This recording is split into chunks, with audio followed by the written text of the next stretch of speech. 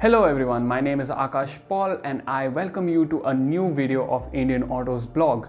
In this video, we will be talking about the newly launched BMW F900R and the F900XR motorcycles.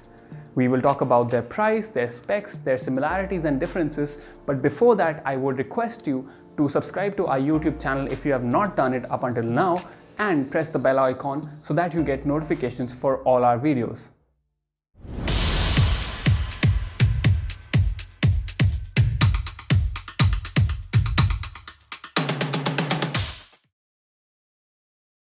BMW has brought their middleweight 900cc bikes to the Indian shows via the CBU format. These two bikes are the F900R and the F900XR.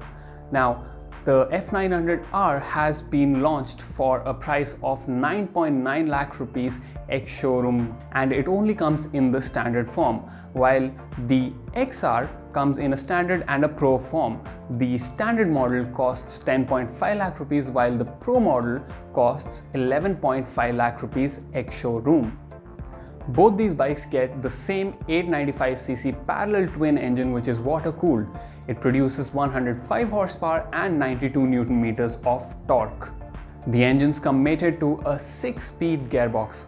Now I agree that these aren't the highest figures that you would see in this segment, but they are still pretty decent and more than what you can use on roads during your daily commute.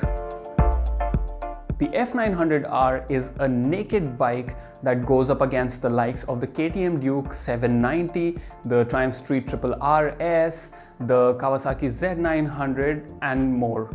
This bike looks very mean. It has a very big and muscular tank and a short tail.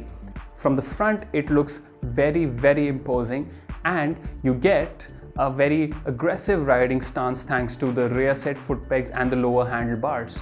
The F900XR on the other hand is a more touring oriented bike, so you get things like a fairing, a windscreen up at the front, a more upright seating position and more touring oriented looks, and it goes up against the likes of the Kawasaki Versys 1000, the Multistrada 950 and the Tiger 900 bikes.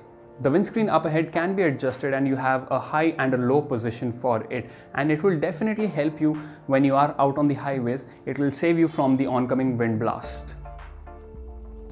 Let's talk a little more about the kit that you get on these bikes. So you have the same suspension setup on both bikes. You get a 43mm upside down fork at the front and a monoshock at the back. This monoshock can be adjusted for preload, but in the XR's Pro variant you get dynamic ESA.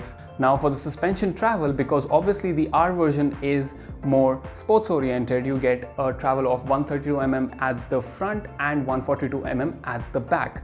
While the XR gets a longer travel, you get 170mm travel at the front and 172mm at the back.